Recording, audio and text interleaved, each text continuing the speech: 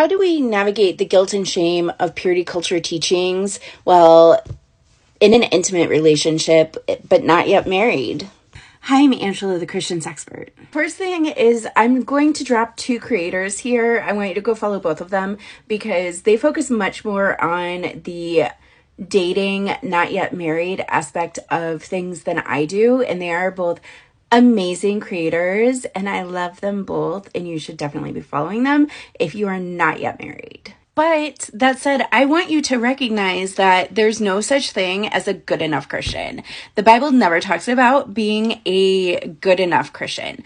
And we live in a very much a different culture than in biblical times. So courting and dating wasn't a thing in biblical times.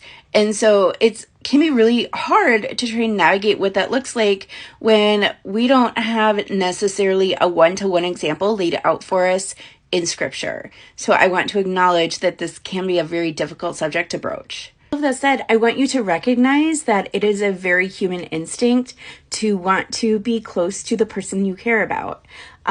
Because you are that's actual biology. You are creating bonding hormones in your dating experience and getting closer and closer to this person. And so you've got a bunch of hormones running through your body. So you're literally kind of fighting biology.